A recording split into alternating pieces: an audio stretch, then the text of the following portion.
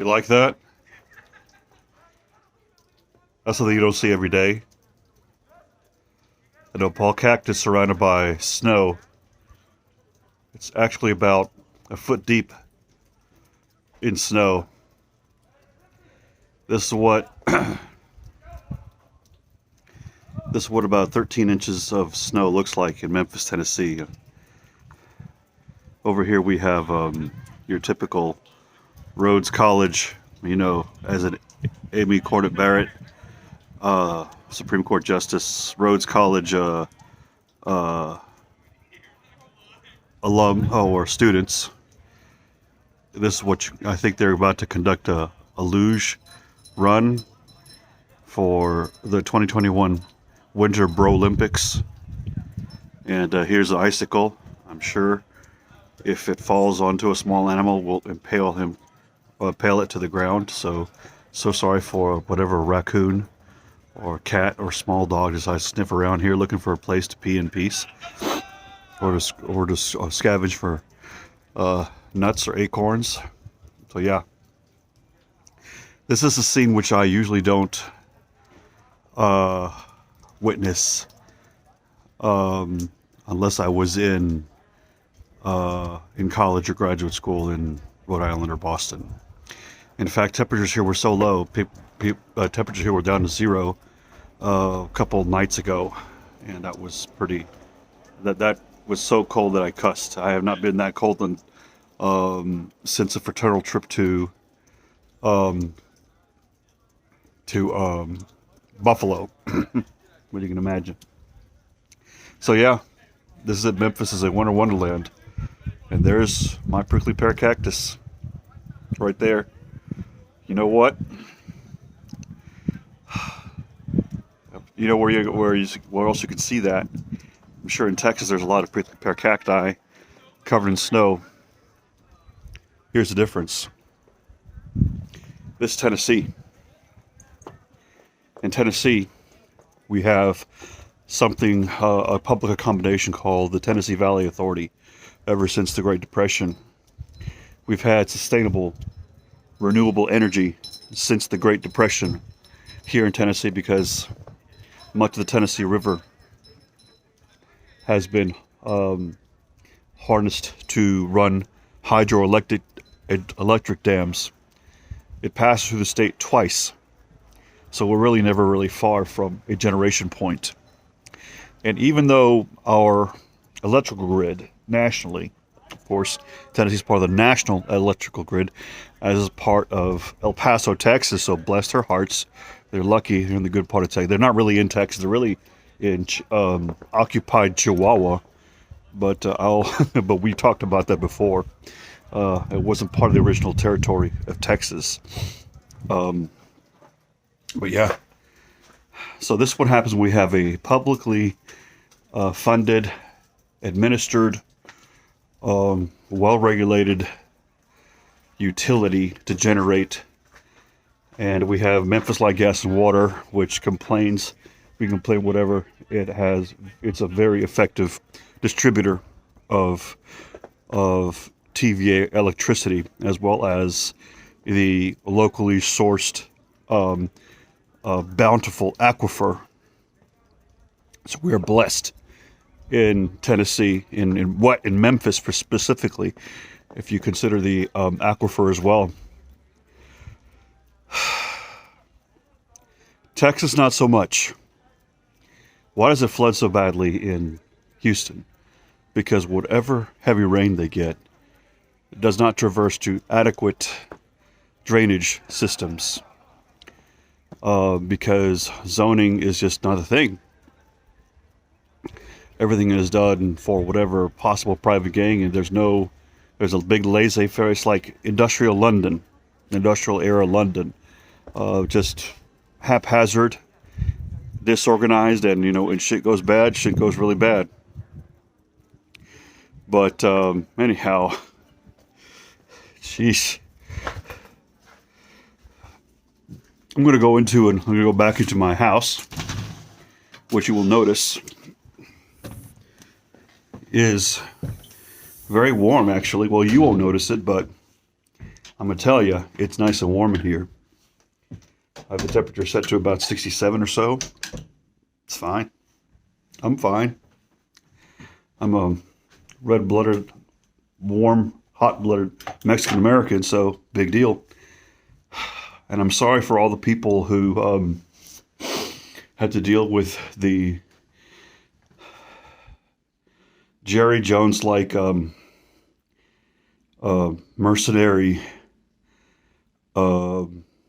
opportunists in Texas that benefit from private good old boy accommodations for the provision and sale and distribution of energy.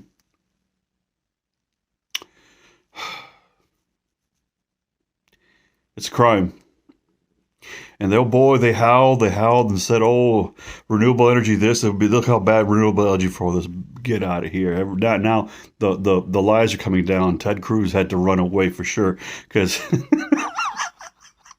he was smart to run away to Cancun. Believe you me. Smart man. When things thaw and people had to burn half their belongings to stay warm, and people lost relatives because they froze out in the streets, or they're losing toes to frostbite in Texas, they're going to come after your ass, all of your asses. Y'all know who you are. I mean, they're going to pass names around, put your photographs on poker card decks and play them to make sure they know who your ass is. It's terrible. But anyway, my point in this is that we have public utilities, not private utilities, okay, for various reasons. In fact, the fact that Texas regulates power generation, has a laissez-faire construct to power generation and distribution is remarkable. And I say that with a small r and in a very pejorative case. It's remarkable how bad it is, how bad of a deal it is for Texas people in Texas. And this episode of the Winter Wonderland, this polar vortex deviation, is demonstrative of such. There are such things as public goods and services, and such things as private goods and services. Now, a private good and a private service, okay, private service is like coming over to clean my house.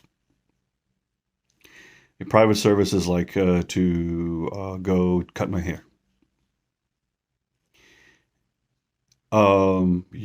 These bros down the street who were throwing each other on sleds to go down McLean Avenue are not, they are not benefiting from the fact that I get a haircut or that I have this phone in my hand. And neither, if they get a nice phone or if they get a haircut, I don't benefit either. That's their thing. That is their consumption choice. That is a private good, for sure. Even the level of automobile maintenance is, to a majority extent, a public service. No, private service. Because there are many alternatives. You don't need your own vehicle push to shove. A public good, or public service like defense, which unfortunately is becoming increasingly privatized, like power generation and distribution. I benefit when my neighbors don't freeze to death. I benefit when they can get to work, right? Why? Because they can participate in society. They can participate in the economy. It's not that they get a benefit and I don't like them and I am shortchanged and I am made less because they are made whole. I know some of you bastards think like that. But I benefit because they can contribute. They can go to work. They can deliver more private or public goods and services doing whatever they do. They can generate more revenue for the public treasury. And to the extent that public goods are important or public services are important, guess what? The best provider for public goods and public services is a government or a government constrained enterprise. We live in a mixed economy, and there is a role for socialist policies in the United States of America. Don't get it twisted, okay? Wake up. If you live in Texas, think about that. Now, I'm not saying the government should get involved in giving you Gruyere at the lunch, at the Cecil's, or at the whatever, Kroger or Safeway, or or HEB off there in Texas, if you're listening to me from Texas. But I tell you what, the federal government sure as hell is better at American cheese and Kraft. I know. But aside from that, they're better at power generation. They're better at space exploration. They're better at defense. They're better at forestry. They are better at weather monitoring. They're better at earthquake and hurricane monitoring. Dude, okay. They're obviously better at education. The private sector sucks at education because they take away all the costs and downgrade the product to where it is inferior to what is ideal for society in the level of its delivery and the number of people who receive it. And the difference between the cost of delivering such suboptimal education and what they get to charge for it is profit in their hands. Right? Same thing for power generation and power distribution. Same thing. The accommodation in Texas is such that political connected cronies like Jerry Jones, for example, okay?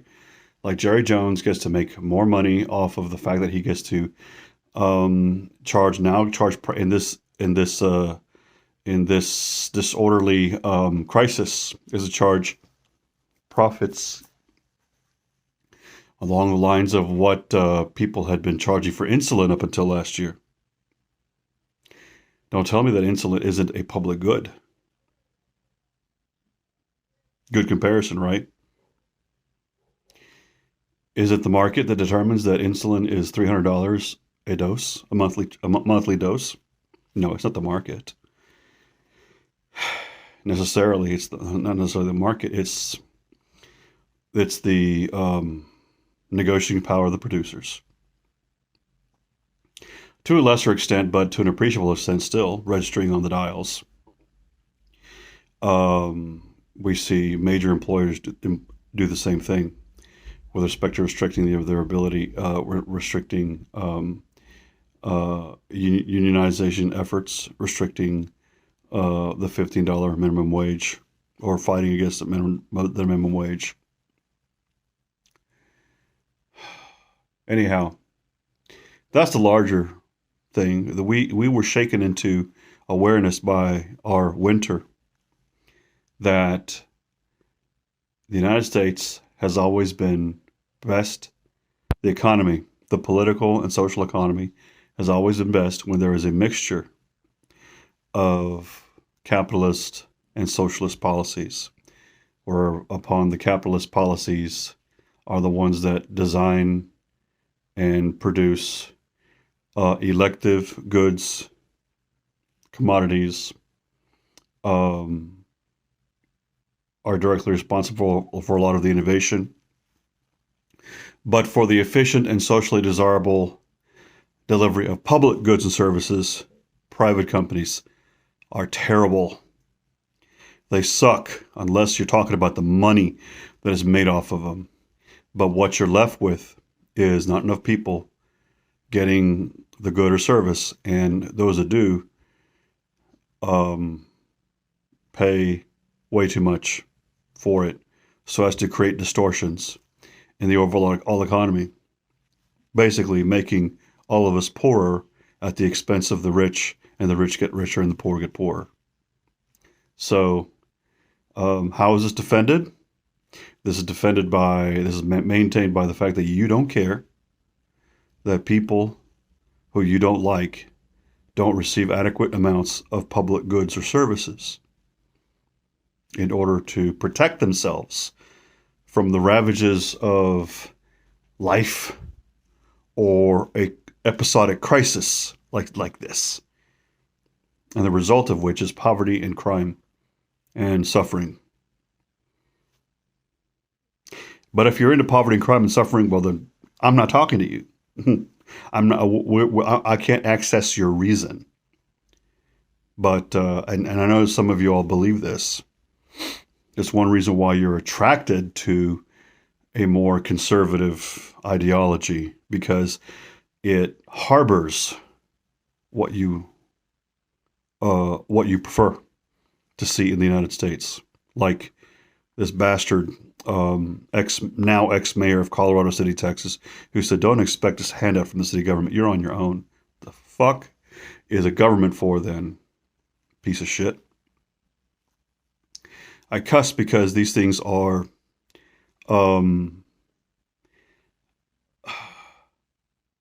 abominations.